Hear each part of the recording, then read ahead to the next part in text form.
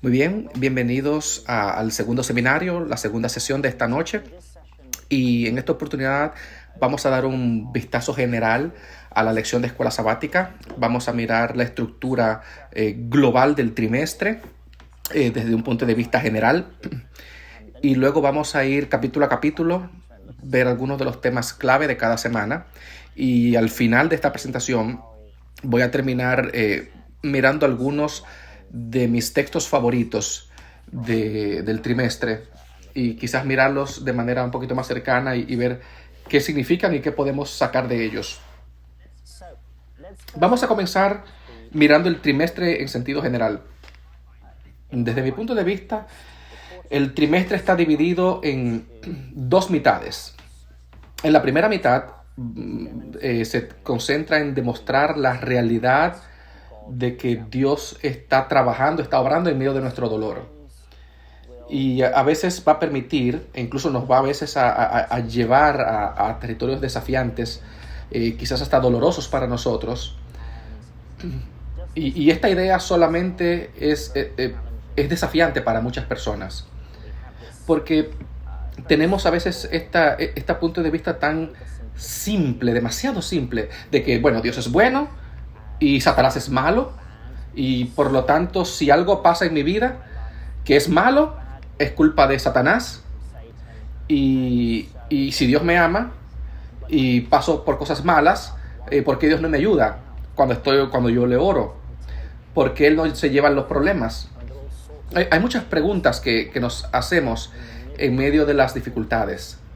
Así que estamos tratando de mirar un poquito más de cerca algunos de los matices de este tema y tratar de llegar a la conclusión, ver a través de los ejemplos bíblicos de que Dios es bueno, de que Dios está presente en nuestras vidas, que Él nos ama, pero puede que incluso a veces puede guiarnos a sitios donde podemos sufrir, y la razón por la que sufrimos, vamos a ver en unos minutos, vamos a ver la razón, pero estamos tratando de demostrar que Dios está obrando en nuestro sufrimiento. La segunda mitad del trimestre se concentra en los tipos de lugares donde Dios espera que maduremos en medio de estas pruebas. ¿Por qué Dios permite que pasemos por temas difíciles? Temas como la fe, la esperanza, para que la humildad, para su misión, para que maduren en nuestras vidas. Vamos a ver algunas características clave que nos van a ayudar a reflejar a Cristo y cómo Dios quiere que nos concentremos en ellas al enfrentar los crisoles. Muy bien, habiendo dicho esto, esta pequeña mini introducción al trimestre, lo que quiero hacer ahora es ir con ustedes semana por semana a través de la lección y tratar de identificar ideas clave que van a ser útiles para ustedes mientras se enseñan la lección, y para que ustedes lo vayan leyendo también. Vamos a mirar a la primera semana, el crisol del pastor. En la sesión anterior les hablé un poquito sobre esto. Como adventistas del séptimo día, a menudo miramos la vida a través del gran conflicto. Ese es el trasfondo de todo lo que Dios está haciendo a través de la historia humana. En mi mente, por lo menos, el Salmo 23 es la visión personal de lo que Dios está haciendo. Yo estoy andando por este camino rumbo a la casa del pastor y tengo que pasar por lugares donde Dios está confortando mi alma, pero también Dios me puede guiar por lugares difíciles, el valle de la sombra de muerte, una mesa, dice, en presencia de mis enemigos, hasta que lleguemos a la casa del Señor.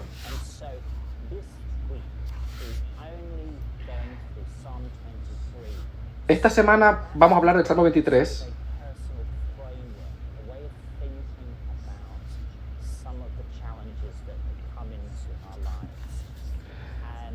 Y vamos a ver los desafíos. Y como dije en la sesión pasada, para mí el Salmo 27, versículo 4,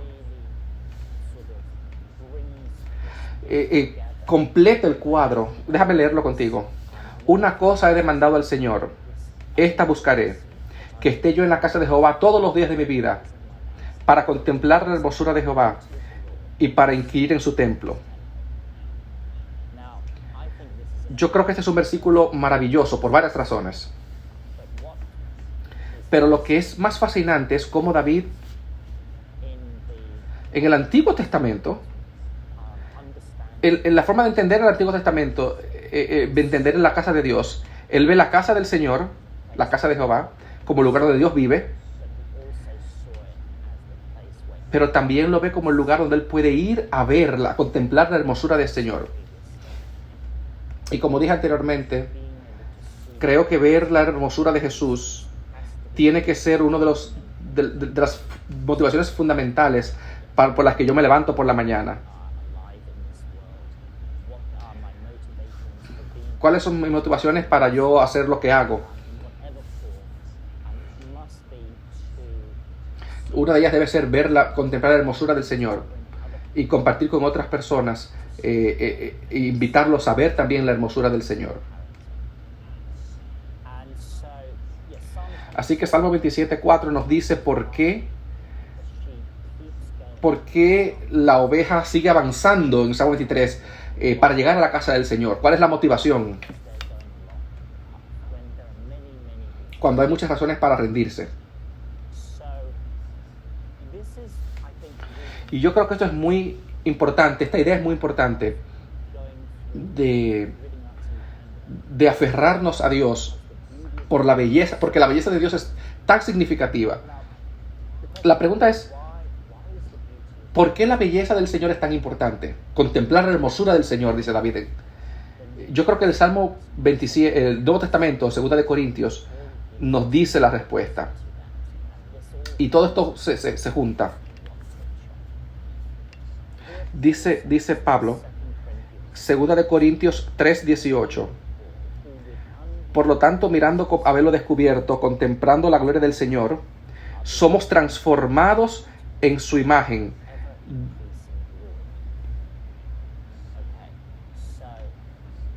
Pablo dice que cuando miramos la gloria de Dios, que es su carácter, somos transformados de gloria en su misma imagen. Así que yo me hago semejante a Jesús en gloria, que es su carácter. Así que si podemos unir estas ideas, el Salmo 23 nos dice que el pastor nos va guiando hasta la casa del Señor. ¿Por qué seguimos avanzando a pesar de los obstáculos? Bueno, porque en la casa del Señor vamos a ver, contemplar la hermosura del Señor, dice Salmo 27. Y cuando podemos hacer esto, nos hacemos semejantes a Jesús. Nos transformamos en lo que contemplamos, en este caso Cristo. No creo que puedo repetir demasiado lo importante que es esto y que ha sido en mi viaje personal. Bueno, creo que más adelante voy a repetirlo, voy a volver a este tema, pero cuando miramos el gran conflicto, el pecado deformó la imagen de Dios en nosotros. Por lo tanto, mientras nos acercamos al pastor, a Cristo, vamos a recobrar esa imagen perdida por el pecado y nos hacemos semejantes a Él. Y por eso podemos darle gloria a Él. Y vamos a volver más adelante a esa idea de nuevo en otro de los temas. Así que ese es un vistazo general de mi viaje personal mientras voy con el pastor a la casa de Jehová. Vamos a ver ahora la segunda semana. Los crisoles venideros. Y esta semana vamos a ver 4 razones principales de por qué el sufrimiento pasa. Y esta es la manera como yo los entiendo. Número 1, el sufrimiento ocurre porque Satanás está obrando en este mundo. Cuando veo, por ejemplo, la guerra en Ucrania, cuando veo lo que está pasando en mi televisión, en internet, en las noticias, yo veo lo que Satanás está haciendo. Y esto me causa dolor. No es mi culpa, pero cuando veo lo que el diablo está haciendo, me duele, me ocasiona angustia. Esa es la razón número 1. La razón número 2, yo peco y yo sufro las consecuencias de mi pecado. Así que si yo miento, eso me va a causar problemas. Y voy a cosechar los resultados de esas consecuencias. Si yo voy y tengo relaciones extramaritales, eso va a traer dolor a mi familia y a todas las partes involucradas. El dolor viene como resultado del pecado, como resultado de cometer pecados. La tercera razón es que Dios está trabajando para refinarnos. Y de aquí tomamos la imagen para este trimestre. A menudo Dios le habla a Israel y le dice: yo quiero refinarte en el fuego refinador. Y lo que esto significa es que Dios quiere sacar de nosotros, eliminar las impurezas de nuestras vidas que impiden que nosotros logremos imitar y reflejar el carácter de Cristo. Así que si queremos reflejar a Cristo y parecernos a Él y dar ese testimonio claro y contundente al mundo, hay algunas cosas en mi vida que yo tengo que eliminar. Así que Dios usa este fuego refinador, y vamos a verlo durante el Antiguo Testamento.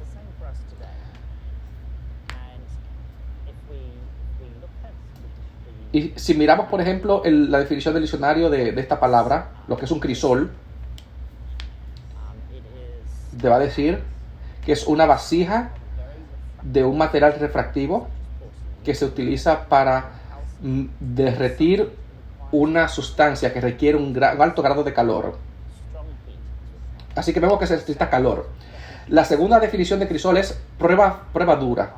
Y tercera parte, una prueba o situación que concentra donde las fuerzas interactúan para influir en el cambio y en el desarrollo. Ponemos todo esto en conjunto. En el tercer muro está esta idea, lo pueden encontrar allí.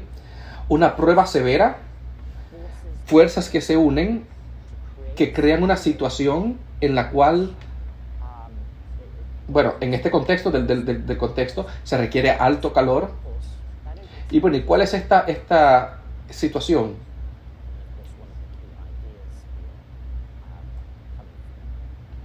Bueno, una de las ideas viene del libro de Job. Cuando Él me pruebe, cuando Él me refine, yo saldré refinado como el oro, dice Job. Así que esta es la imagen que está implícita en la idea de que Dios nos prueba para demostrar, para purificar el oro, que es nuestro carácter. Y yo creo que es una imagen que vamos a ver a menudo en la Biblia. Y la cuarta razón del sufrimiento, que es muy similar a la tercera, el fuego refinador, es la madurez, el crisol de la madurez. En Juan 15, la parábola del jardinero, Jesús dice, y déjame buscarlo acá, Juan capítulo 15, yo soy la vid y mi padre es el jardinero, él corta cada rama que no lleva fruto. Si no hay fruto, se usa un cuchillo para cortar la vara que no produce fruto.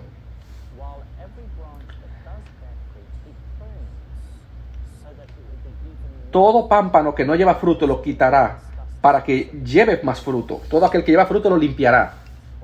Y esto es quizás lo que está implícito. Se espera que Dios, que la vida cristiana produzca frutos. Y a veces es necesario podar el cristiano para que produzca más fruto.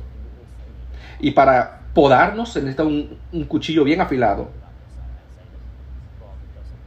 Y Dios no usa anestesia cuando nos poda como plantas. Pero este corte no es para dañarnos, sino que es para nuestro crecimiento y para nuestra madurez. Y Voy a volver al tema que hablé en el primer seminario, el versículo 5. Bueno, déjame continuar desde el versículo 4. Permaneced en mí y yo en vosotros. Como el pámpano no puede llevar fruto por sí mismo, si no pertenece en la vid, así tampoco vosotros, si no permanecéis en mí. Yo soy la vid, vosotros los pámpanos. El que permanece en mí y yo en él, éste lleva mucho fruto, porque separados de mí, nada podéis hacer. Y esa idea de que separados de mí, nada podéis hacer, es la base de lo que estamos discutiendo durante todo el trimestre. Tenemos que convertirnos en nada para que Dios sea nuestro todo. 4 razones. Satanás está obrando en el mundo. Eso causa dolor y sufrimiento. Número 2, por mis pecados, y yo recibo las consecuencias del pecado en mi vida. 3, Dios me purifica para purificarme, me prueba para purificarme. Y número 4, a manera de podarme para que yo produzca más fruto. Eso lo vemos en Juan 15.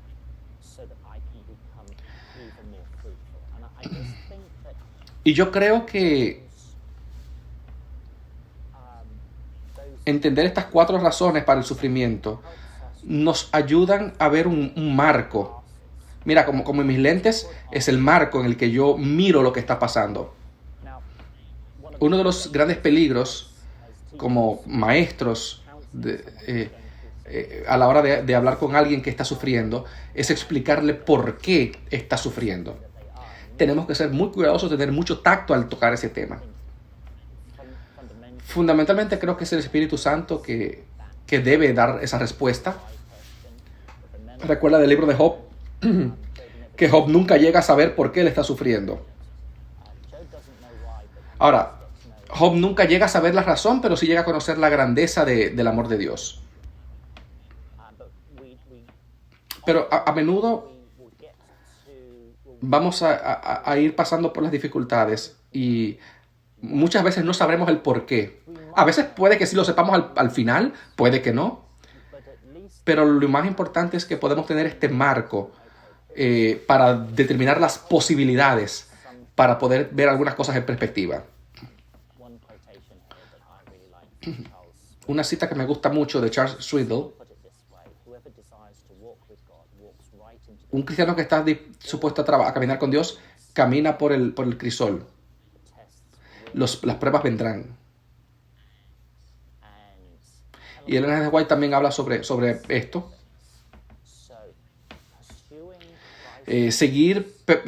Procurar un carácter como el de Cristo es un pedido de ser purificado.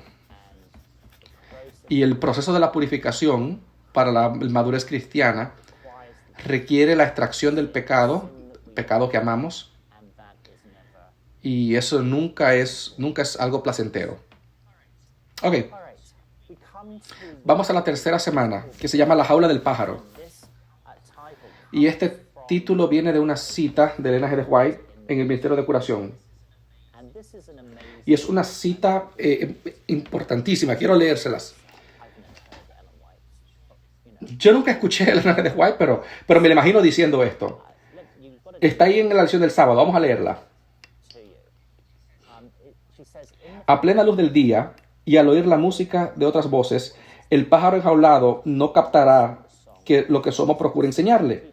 Aprende un poquito de esto, un trino de aquello, pero nunca una melodía entera y definida. Entonces el amo cubre la jaula y la pone donde el pájaro no oiga más que el canto que ha de aprender. En la oscuridad lo ensaya y vuelve a ensayar hasta que lo aprende y prorrumpe en perfecta melodía. Después el pájaro es sacado de la oscuridad y en lo sucesivo cantará ese mismo canto a plena luz. Y aquí viene lo importante. Así trata Dios a sus hijos. Tiene un canto que enseñarnos y cuando lo hayamos aprendido, entre las sombras de la aflicción, podremos cantarlo perpetuamente. Ministerio de Curación, página 339. Este es el desafío. En esta imagen, ella describe a Dios como el maestro que cubre con oscuridad la jaula del pájaro. Y aquí tenemos el desafío delante de nosotros. Así es de verdad como trabaja Dios. así como obra Dios? Bueno, pareciera que es Satanás que hace ese tipo de cosas. Sí, es cierto. Pero aquí vemos la imagen de un Dios obrando para llevar a sus hijos a una situación en la que puedan estar confundidos y asustados. Y mucha gente rehúsa ver a Dios de esa manera.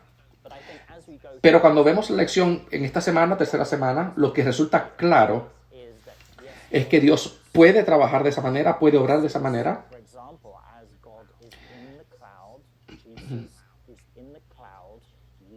Vemos, por ejemplo, a Dios en la nube guiando a sus hijos por el desierto. Y lo vas a ver en varios días de la semana. Dios guía a sus hijos a un lugar donde hay agua amarga, en Mara, y les da sed. Los lleva donde hay agua amarga. Y luego la nube los lleva a un lugar donde no hay agua, ningún tipo de agua. Incluso cuando escapan de Egipto, Jesús, a través de la columna de nube, los lleva al Mar Rojo, donde hay un mar detrás y montañas a ambos lados. Y Faraón, su ejército, detrás. Y en esa playa están asustados. ¿Pero quién los llevó allí? ¿Fue Satanás? No, fue Dios, fue Jesús. ¿Pero por qué entonces estaban ellos asustados? Bueno, quizás por el pecado. Y por su pecado ellos carecían de fe en Dios. Así que Dios los lleva a esas situaciones para que ellos puedan aprender a depender de Dios, aprender a confiar en Dios. Es una de las grandes lecciones del peregrinaje del desierto. Así que la tercera semana tiene que ver con esta idea de que Dios está obrando. Él nos lleva, nos pasa por problemas difíciles. No solo Satanás hace eso, a veces Dios también. Y esa es una de las razones por las que experimentamos dolor. En la cuarta semana lleva como título Ver el rostro del orfebre. Y aquí vamos a estudiar el tema del carácter. Cómo el orfebre está eliminando la impureza del oro. Y el sábado hay una historia muy, muy importante de Amy Camichel, cuando llevó un grupo de niños a ver cómo se purifica el oro. Y uno pregunta, ¿cómo está listo? ¿Cuándo yo sé cuándo está listo el oro para verlo? Dice el orfebre, bueno, cuando puedo ver mi rostro reflejado en él. Y es lo que Jesús hace en nosotros. Él está trabajando para ver su rostro reflejado en nosotros, su imagen, su carácter. Así que vamos a ver esta idea del carácter, de la madurez del carácter. Vamos a enfocarnos en el carácter. Y para algunas personas es una idea un poco anticuada, pero yo creo que es importantísima para el proceso de transformación y de madurez, para restaurar la imagen de Dios en el ser humano. Esta imagen que el pecado ha deformado y destruido.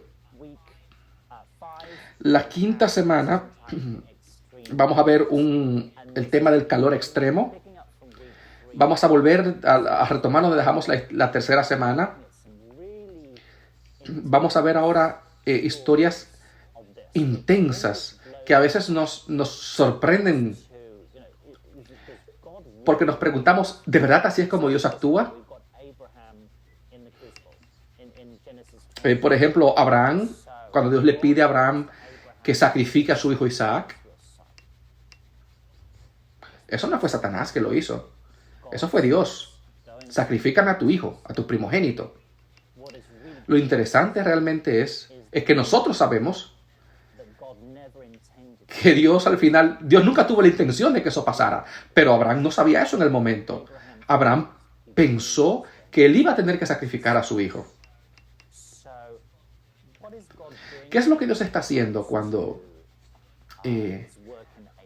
trata de guiar a Abraham en este sentido? Está colocando a Abraham a través de un proceso donde lo que importa no es el final, sino el proceso por el que Abraham pasa. él pasa por este proceso en el que siente este dolor agudo de entregar a su hijo. Y Jesús luego toma esa idea en Juan, donde dice, Abraham vio mi día y se gozó de ello.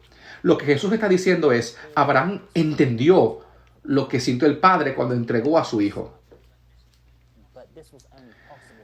Pero Abraham solo pudo hacer esto al haber pasado por ese proceso durante el cual él pensó que realmente iba a tener que sacrificar a su hijo. Y esto hace que surjan algunas preguntas muy interesantes. Dios le dice a él, ve a un lugar, haz algo. Y a veces lo importante no es el final de la historia, sino el proceso para desarrollar la confianza y la dependencia y la sumisión a Dios. Así que tiene la historia de Abraham, la historia de Oseas, la idea de Job, la historia de Job, por supuesto, cómo él sobrevive estas situaciones difíciles. Así que esta semana vamos a ver dolores, sufrimientos intensos y qué procura Dios lograr mediante esos procesos en nuestras vidas. La sexta semana, luchando con la fuerza de Cristo. Esta es probablemente una de las lecciones más difíciles para mí de escribir. Fue muy desafiante y frustrante, porque aquí estamos tratando de encontrar el equilibrio entre la responsabilidad del ser humano en estos momentos de crisis y cuál es la parte de Dios. Y el problema viene cuando queremos hacer lo que le corresponde hacer a Dios, o cuando esperamos que Dios haga lo que Dios espera que yo haga. Mire, cuando yo era niño, teníamos este chiste donde decíamos, dime algo que Dios no pueda hacer. Y la respuesta es, Dios no puede crear 2 montañas sin un valle en el medio. Lo cual es cierto. En el sentido espiritual, hay 2 cosas que Dios no puede hacer. Dios no puede hacer que tú te arrepientas y no puede hacer que tú obedezcas. Así que hay cosas que yo tengo que hacer. Yo tengo que escoger arrepentirme. Yo tengo que decidir ser obediente o al menos entregar mi voluntad a Dios. Así que a medida que voy haciendo estas cosas, Dios me da el poder para continuar. Recuerda, por ejemplo, el hombre de la mano seca. Jesús le dijo, extiende tu mano. Jesús no transformó su mano a medida que él, no sé cómo la tenía. Él no dijo, mira, ya te sanaste. Él le pidió, extiende tu mano. El hombre tiene que tomar la decisión de empezar a obedecer. Y a medida que empieza a obedecer, el poder entonces empieza a surgir. Tenemos esta idea de luchar con el poder de Dios. Así que Dios nos promete su poder, pero nos pide que hagamos algo. Por ejemplo, que escojamos arrepentirnos, que escojamos obedecer.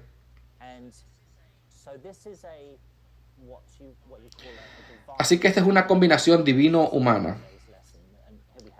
Y lo tenemos en Colosenses 2, 28 y 29.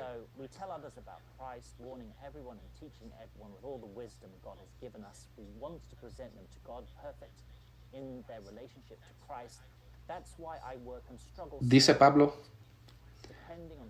por eso luché tanto mediante el poder de Dios que obra en mí. Yo lucho con el poder de Dios que obra en mí. O sea, vamos a ver. Si yo tengo el poder de Dios en mí, pues porque no, las cosas no simplemente pasan y ya. Podemos sentarnos y ya. Pero en realidad a veces Dios nos pide que hagamos nosotros, que cumplamos nuestra parte. Hay una serie de problemas en nuestro caso cuando hablamos de estos casos. Las emociones, los sentimientos y esto nos llevan a pensar de alguna manera sobre el proceso de transformación. Pero nuestras voluntades incluso están corrompidas. Jeremías 17 dice que nuestro corazón es engañoso más que todas las cosas y nadie lo puede entender. Tienes el caso de Jacob luchando con el ángel. Así que son pasajes y ejemplos bíblicos en los que el ser humano y Dios se unieron para llegar al punto en el que ocurre la transformación. Y es importante entender quién es responsable de qué cosa. Y eso es lo que veremos en esa semana. Por eso Elena G. White, perdón, hay una cita que dice: Dios no está en contra de Dios está en contra de la ganancia, no del esfuerzo. Yo no me gano la salvación, pero me pide un esfuerzo. Dios necesita esfuerzo, no que yo me gane las cosas. Muy bien, en la semana 7, esperanza indestructible. Ahora vamos a ver en la segunda mitad del trimestre, por así decirlo. Vamos a ver qué es lo que Dios quiere desarrollar en nosotros. Esta semana es sobre la esperanza. Por ejemplo, la historia de Habacuc, vamos a ver. Y este es un librito pequeñito, pero muy importante, que nos muestra, porque estamos en un momento de la historia también en el que cosas horribles van a ocurrir. Y el pueblo de Dios, así como en tiempos de Habacuc, a veces no está haciendo lo que tiene que hacer. Y como Habacuc, a veces gritamos: Señor, ¿por qué esto pasa? Y Dios dice: bueno, las cosas van a empeorar. Voy a enviar a los babilonios, le dijo Dios a Habacuc. Así que Habacuc está atrapado entre lo que está pasando a su alrededor, es lo malo que pasa en su momento y lo peor que viene. Y es por eso que en el capítulo 3 Habacuc canta una canción de confianza en Dios. Aunque las cosas malas estén pasando, yo voy a confiar en el Señor y voy a tener paz, voy a encontrar paz en Él y gozo en Él.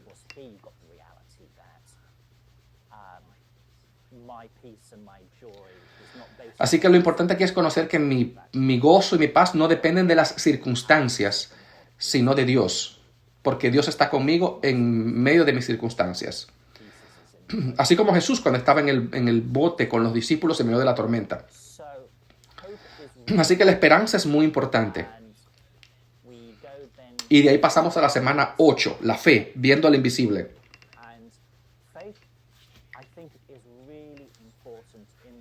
La fe es muy importante en este proceso de transformación. La fe es un elemento transformador en mi vida.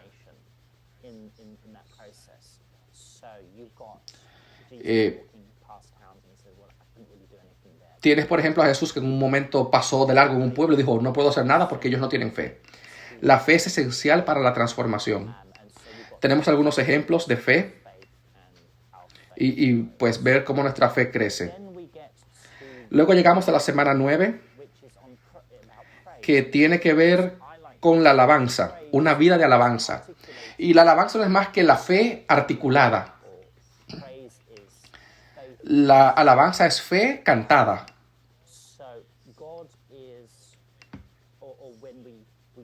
Cuando vemos a Dios, cuando confiamos en Él,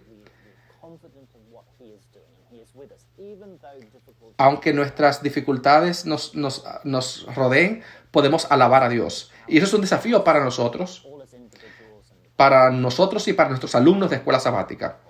¿Cómo yo puedo enseñar a mi clase a regocijarse en el Señor siempre, a alabar a Dios, incluso en medio de la prueba? ¿Cómo es posible dar gracias a Dios y estar gozosos cuando las circunstancias son horribles? Cuando me siento miserable. Bueno, vamos a volver a esta realidad. Cuando confiamos en Dios, yo siento su presencia y mi gozo se basa en su presencia, no en las circunstancias. En la semana 9, pues vamos a ver eso. Cómo desarrollamos la alabanza. En la semana 10 vamos a hablar de la templanza. Templanza en el crisol. La humildad también. Es un valor crucial y muy mal interpretado. Bienaventurados los mansos, la mansedumbre. La mansedumbre no es solamente humildad.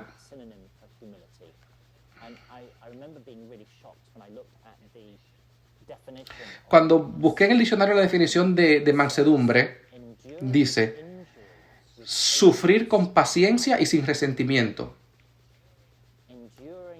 Sufrir con paciencia y sin resentimiento. Yo estoy en una situación en la que la gente me puede estar atacando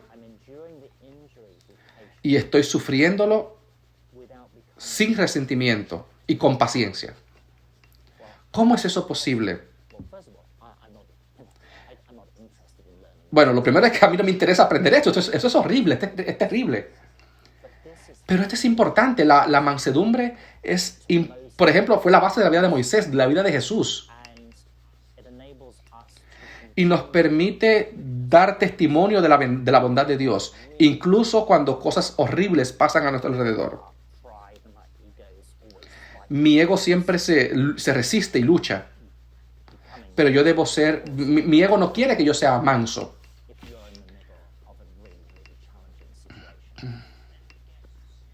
Bueno, luego pasamos a la semana 11, paciencia. Y siempre vamos a caer en el tema de la fe. Porque la paciencia es tener fe en el tiempo de Dios, en que el tiempo de Dios es perfecto. Tienes fe, tienes alabanza, la alabanza es fe expresada, hablada y cantada. Y la paciencia es tener fe en el tiempo de Dios, en el cronograma de Dios. La palabra en hebreo para paciencia es esta palabra que significa tener la nariz larga. Así que si Dios es paciente, tiene la nariz larga. O sea, si yo voy a enojarme por alguna situación, la sangre llega a mi cara.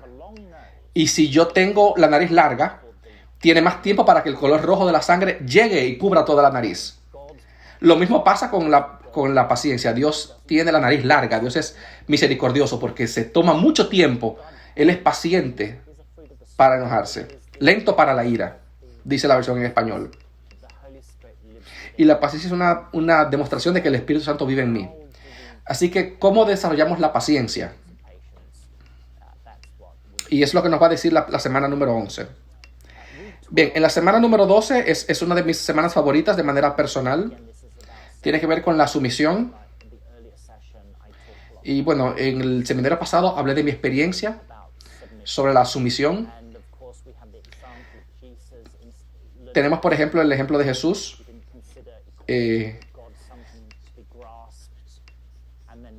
Tenemos ese descenso de Jesús en Filipenses 2, de cómo Jesús se hizo como ser humano, luego como un siervo, luego lo crucifican y luego muere. Pero no cualquier muerte, es muerte de cruz. Es una muerte humillante. Así que vemos este descenso de Jesús del cielo a la tierra para servir. Y de esto se trata todo. Si queremos servir a otros, tenemos que estar dispuestos a ceder cualquier derecho que creamos que tenemos para servir a otros. Así que el servicio es clave para esta semana. Pero a menudo los crisoles que encontramos tienen que ser muy calientes para poder entender esto.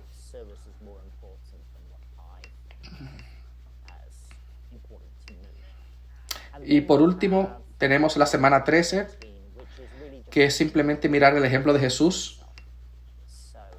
Hemos visto varios ejemplos de personas, pero Jesús también pasó por el crisol.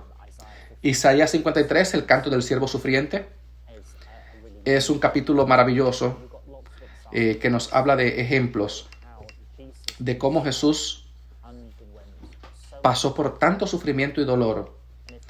Y si Jesús pasó por tanto sufrimiento, ¿cuánto más no pasaremos nosotros que somos sus seguidores?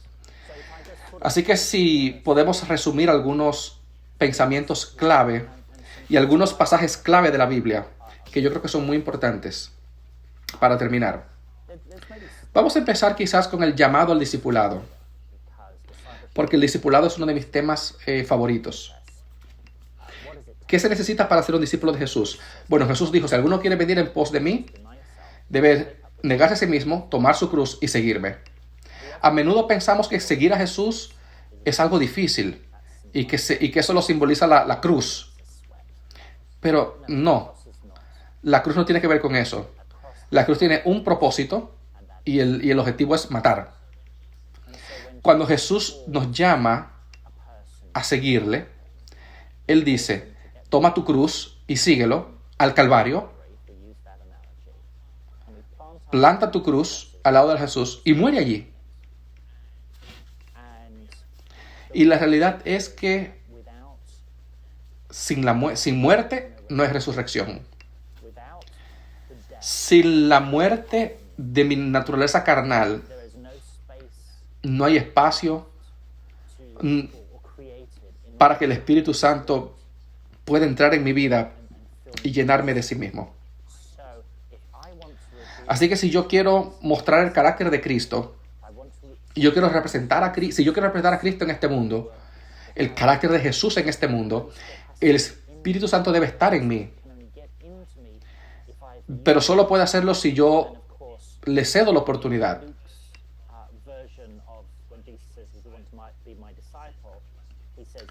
Y me gusta una versión que dice que esto hay que hacerlo cada día. Y esto se recuerda el sacrificio diario que había en el santuario, por la mañana y por la tarde. Un sacrificio continuo. Yo debo entregarme por completo a Dios para que Dios venga y me use como Él quiera. Y esto es maravilloso. Es la única forma en la que nosotros podemos dar un testimonio sobrenatural al mundo de quién es Dios y qué Dios puede hacer. Déjame también leerte 3 textos rápidos para terminar. El primero es 2 de Corintios 3.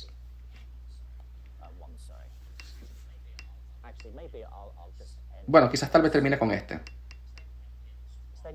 2 de Corintios 1, versículo 3. Bendito sea el Dios y Padre de nuestro Señor Jesucristo, Padre de misericordias y Dios de la consolación, el cual nos consuela en todas nuestras tribulaciones, para que podamos también nosotros consolar a los que están en cualquier tribulación. Nota lo que Pablo está diciendo aquí. Él dice, yo paso por situaciones difíciles, y en medio de esas situaciones, yo recibo consolación de Dios. Para que cuando yo te vea a ti sufriendo, yo puedo darte a ti la consolación que yo recibí de Dios. Así que no te estoy enseñando a ti desde el punto de vista de la teoría, sino de mi experiencia personal, de lo que es recibir consolación en los momentos difíciles. Y esto se enfoca en en el ministerio del sufrimiento. Maestros, Dios puede hacernos pasar por diferentes cosas para que podamos ayudar a aquellos que ministramos. Así que para poder ministrar a otros, a veces tenemos nosotros también que pasar por situaciones difíciles para poder servir mejor a los demás, para poder darles la consolación que Dios nos da a nosotros. Y lo importante de esto, miren el versículo 9 de 2 de Corintios 1. Pero tuvimos en nosotros mismos sentencia de muerte, para que no confiáramos en nosotros mismos, sino en Dios que resucita a los muertos. Así que este viaje en el que Pablo anduvo con Cristo fue tan fuerte que él pensó que iba a morir. Pero Pablo dice, había una razón por la cual Dios me hizo pasar por todo eso.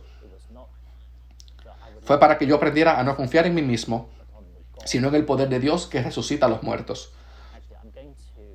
Es más, voy a leer un versículo más que es maravilloso. Hebreos 12. Hay mucho aquí, en los primeros versículos. Versículos 4, 5, 6 y 7. Donde Pablo dice que somos hijos de Dios y cómo Dios quiere enseñarnos como hijos. A veces como un padre disciplina y castiga, que no siempre es placentero para el hijo, pero Dios es un padre verdadero. Y luego llegamos al versículo 10 y 11. Dice: y aquellos ciertamente por pocos días nos disciplinaban, como a ellos les parecía, pero para lo que nos es provechoso, para que participemos de su santidad. Nota el objetivo aquí: para que podamos participar de su santidad, para que podamos ser como Él, para que podamos reflejar su carácter. Dios nos disciplina para que podamos reflejar su santidad. Y versículo 11 dice: ninguna disciplina al presente parece ser causa de gozo, sino de tristeza, pero después de fruto apacible de justicia a los que por medio de ella han sido ejercitados.